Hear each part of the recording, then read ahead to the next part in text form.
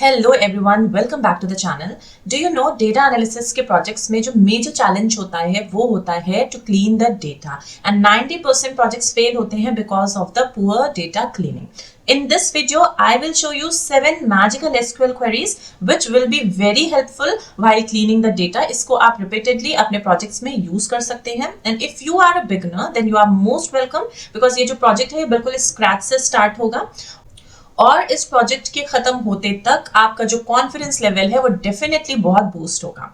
So let's start it, but before starting please download the data set. Link is given in the description box and it's just a suggestion from my side if you want to follow it कि आप मेरे साथ इसको करें. Data set अपना download कर लीजिए, अपने सारे एसेंशियल्स गैदर कर लीजिए and then do it along with me. It will be more beneficial then. So let's start it. So सबसे पहले हम अपना डेटा सेट एक बार देखते हैं. So this is our data set and this data set is all about customer transactions. So here you can see it is transaction IDs, customer names, emails and phone number, right? Purchase amount, you can see purchase date, payment methods, status, like this. So what we are going to correct here, you can see here it is written some email and domain is missing, .com is missing here. Here the everything is empty, so it is called null value, right? Similarly here you can see that status is failed. Suppose हमें ये values यहाँ से हटानी है failed status को, तो इसको हम देखेंगे कैसे इसको correct कर सकते हैं. Then in the payment method you can see there is some values which is simply card. Okay, which card is this? So हम इस card को replace करेंगे with a suitable value. Like this, see you can here you can see the purchase amount is in negative, so हम ये negative values भी यहाँ से delete करेंगे. So like this there are total 7 queries which we are going to perform. So let's start it quickly. Firstly we will open MySQL Workbench.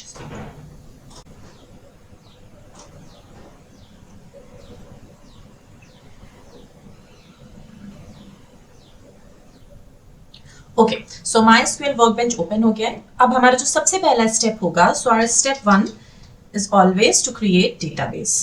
Okay,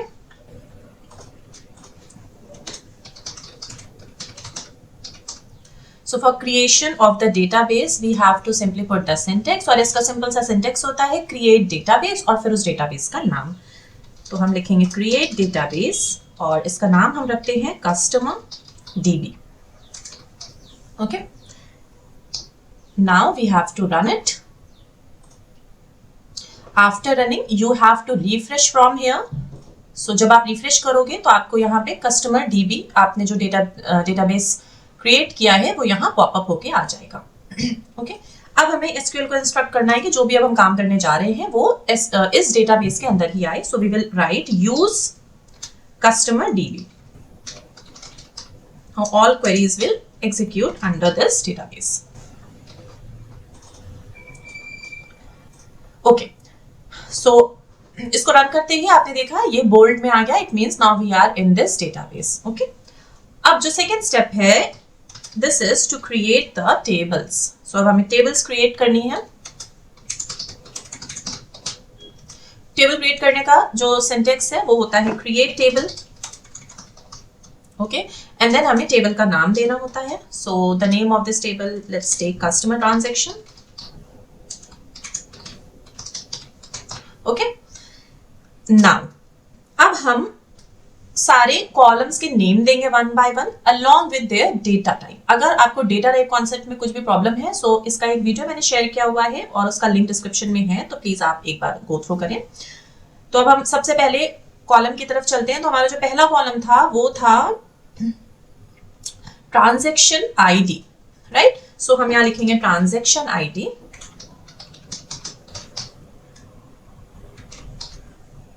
I hope you guys are also doing this with me. Now, जो हमने data type लिया है transaction ID का वो int लिया है, integer. Okay, और इसको हम सेट करेंगे प्राइमरी की पे. वाई प्राइमरी की? बिकॉज इसके जितनी भी वैल्यूज हैं वो सब यूनिक है. So that's why we are setting it as a primary key. Now second column क्या है? So second column is customer name. Okay, and its data type is varchar. Now we have to give the limit here, so I'm taking it as 100. Okay, now the next one is email. Email again goes under varchar and the limit is 100. Now phone number. So phone number again varchar, okay, and limit let's take as 20. Next one is purchase amount. So purchase amount हम यहाँ decimal में लेंगे. The data type is decimal. और decimal का जो syntax होता है वो होता है total values. Total digits कितने हैं? So total 10 digits maximum तक हो सकते हैं and ये denote करता है कि decimal के बाद total कितने digits होंगे. Okay. Now the next is purchase date. So इसका जो data type होगा वो होगा date. इसमें हमें बहुत केयरफुल रहना होता है गाइस, अदरवाइज तुरंत एरर आती है. डेट को हमें उसी फॉर्मेट में लिखना is compulsory. Now payment method it will B varchar और इसकी हम लिमिट दे देते हैं 50.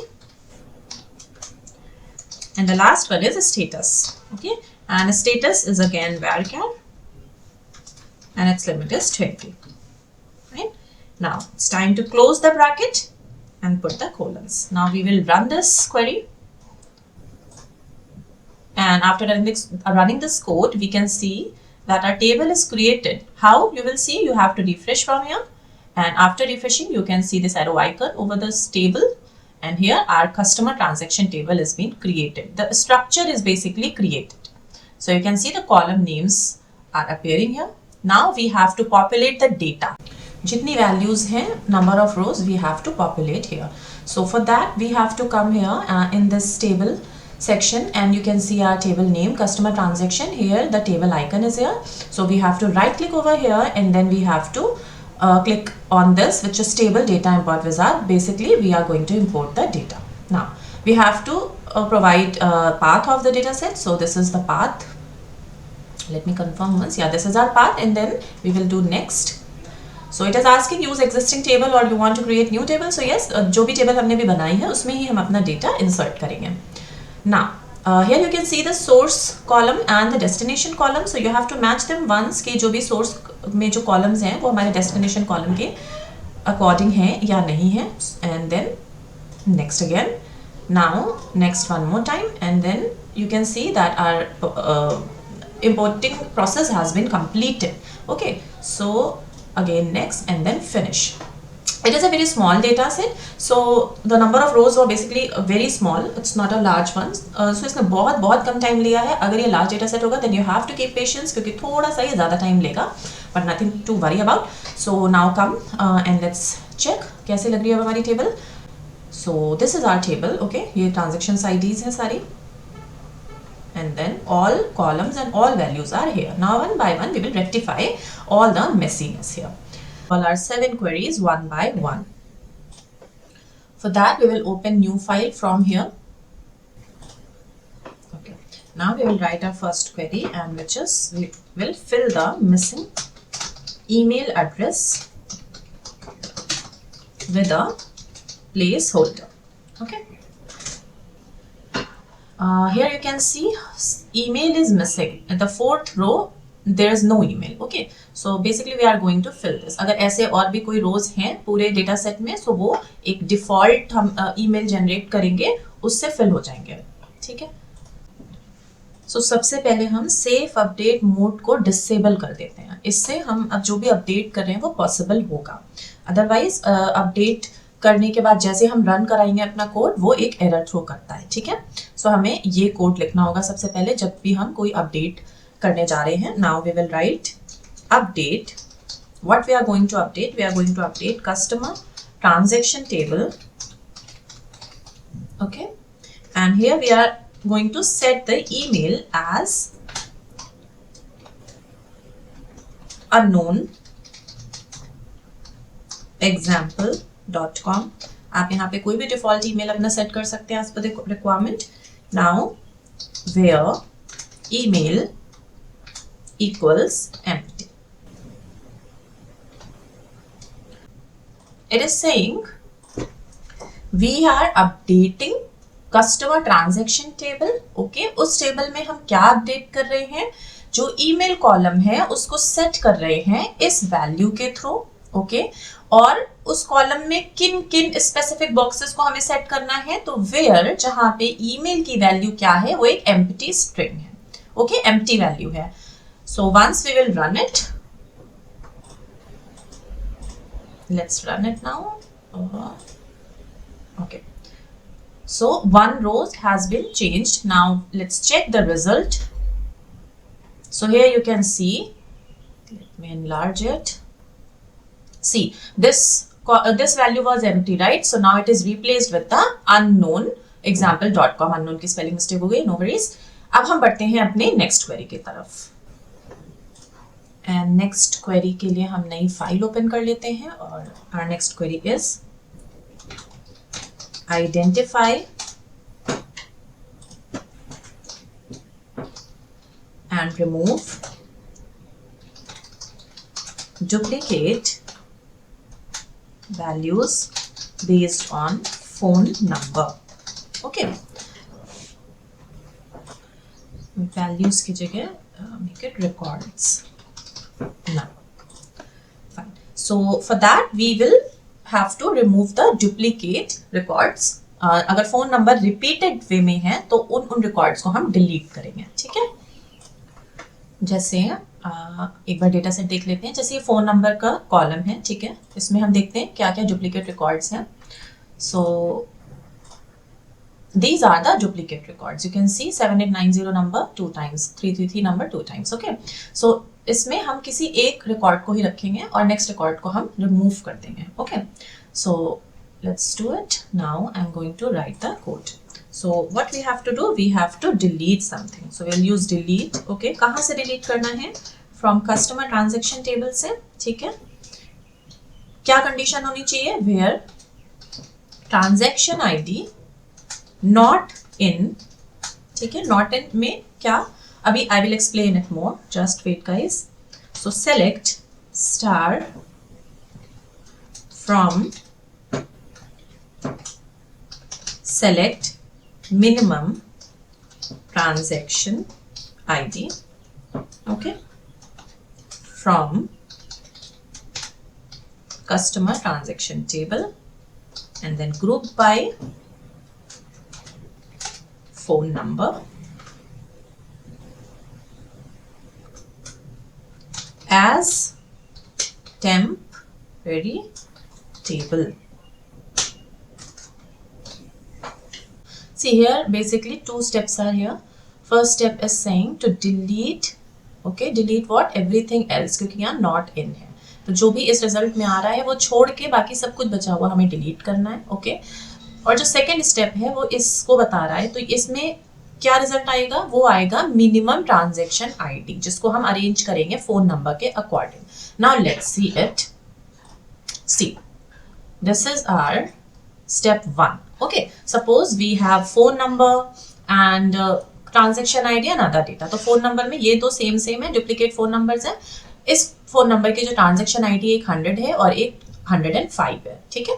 तो ये क्या करेगा कि पहले वाले को, मतलब मिनिमम वाले को रखेगा और दूसरे वाले को डिलीट कर देगा। Similarly for this phone number, पहले वाले को रखेगा और दूसरे वाले को डिलीट कर देगा, ठीक है। तो जो इसका रिजल्ट आएगा वो आएगा 100 ट्रांजेक्शन आईडी, 102 एंड 101, जो भी मिनिमम वैल्यू है वो आ जाएगी, ओके। और स्टेप 2 में उसने क्या बोला था कि इस रिजल्ट को छोड़ के, ये जो रिजल्ट आया है इसको छोड़ के बाकी सब कुछ डिलीट करना है। तो मतलब क्या क्या डिलीट करना है? डिलीट होगा ये एंड देन या these two will be deleted. See here also, ये डिलीट हो जाएगा और ये डिलीट हो जाएगा, ठीक है। Now one more thing कि यहाँ पे as temp टेबल क्यों है? तो यहाँ पे जो भी रिजल्ट आए, जो भी ट्रांजेक्शन आईडी आई मिनिमम वाली, उनको ये एक लिस्ट में कन्वर्ट कर दे रहा है, एक लिस्ट क्रिएट कर दे रहा है और फिर उस लिस्ट के अलावा जो भी वैल्यूज हैं उनको डिलीट करना है। I hope it's clear till here. So now let's move to our next query. For the next query, we will open new file from here and let's write the new query. It is about to fix the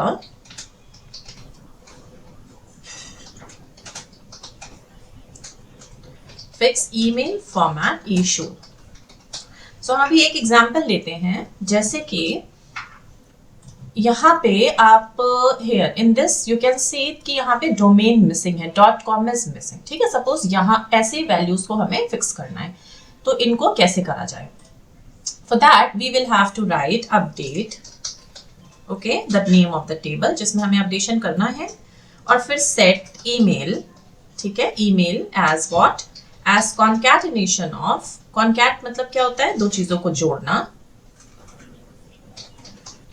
concatenation of email, ठीक है, comma जो भी email में value दी हुई है, सी जो भी email में वैल्यू दी हुई है वो, और .com को ऐड करना है कॉन्कैट में। ठीक है, सारे में नहीं लेकिन करेंगे, क्योंकि बाकी में ऑलरेडी .com है, जिसमें नहीं है सिर्फ उसमें ही हमें .com ऐड करना है। सो उसके लिए हम कंडीशन लिखेंगे वेयर ईमेल नॉट लाइक, जिसमें नहीं है उसके लिए हम लिख रहे हैं जहां भी email is not like %.com। Percentage means कि .com से पहले कुछ भी वैल्यूज हो सकती हैं। सो वेयर ईमेल नहीं है जिसमें .com, ठीक है, उन सब में हमें अपडेट करना है। क्या अपडेट करना है? ईमेल को सेट कर देना है as a concatenation, as a concatenation of email plus .com.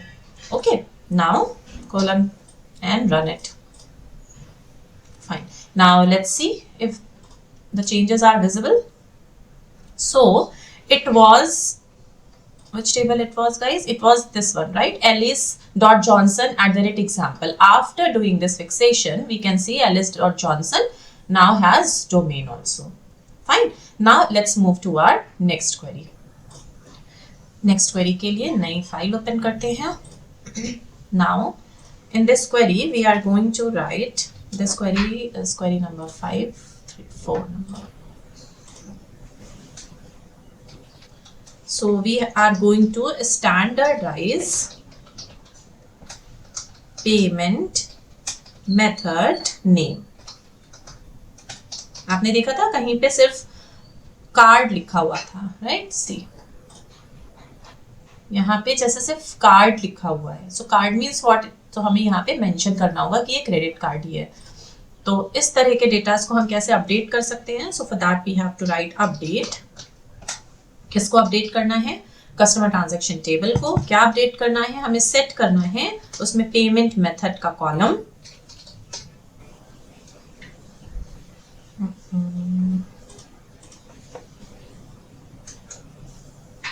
payment method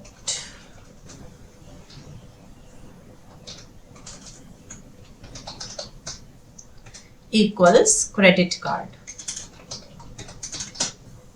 Okay, sorry for typing mistakes. Yeah, now कहाँ पे हमें सेट करना है ये? where payment method, it does not come, payment method is like percentage card percentage this। मतलब जहां जहां पे कार्ड वर्ड मेंशन्ड है उसके पहले कुछ हो सकता है, उसके बाद कुछ हो सकता है, उन सारी वैल्यूज को आप रिप्लेस कर दीजिए as a credit card. Okay, so now run it. Let's open the table and check क्या हम कर पाए हैं। सो यस, अब आप देख सकते हो यहाँ पे कहीं पे भी सिर्फ कार्ड नहीं मेंशन है, सब कुछ क्रेडिट कार्ड से रिप्लेस हो गया है। ठीक है, suppose in this table it was this one, 14th transaction ID was only card. Okay, now let's check the 14th transaction ID here. So it is 14th transaction and it is changed to credit card. Fine. Now अब हम अपनी next query की तरफ चलते हैं. So our next query is to remove the failed transactions from data set. जहां जहां failed transactions आ रहा है उसको हमें remove करना है. So we have to write delete because we want to delete something from customer transaction table. Okay, क्या delete करना है? Where status equal है failed के. ठीक है, हर उन वैल्यूज को हमें डिलीट करना है. Now run it and then after checking the result we can see that there is no failed status. Now see, there is no failed status, otherwise there were some failed statuses. See, here it is failed, right? So like this. Now move to our next query.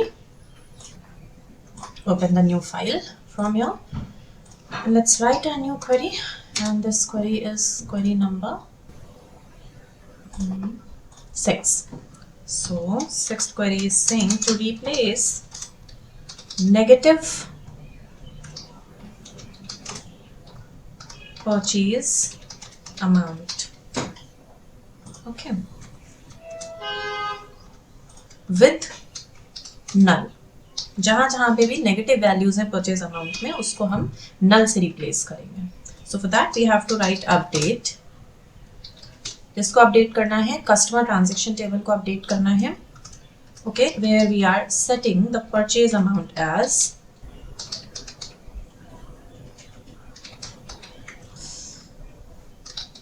Purchase amount equals to null. किन किन values को हमें नल पे set कर देना है? Where purchase amount is less than 0. Okay, now run it and let's check the result. So here आप देख सकते हो जो भी नेगेटिव वैल्यूज थी वो सब नल में कन्वर्ट हो गई. यहाँ पे नेगेटिव वैल्यू थी, करेक्ट. सो ये सारी हमारी नेगेटिव वैल्यू, एक ही नेगेटिव वैल्यू थी जो नल में कन्वर्ट हो गई है. अब हम बढ़ते हैं अपने लास्ट क्वेरी की तरफ.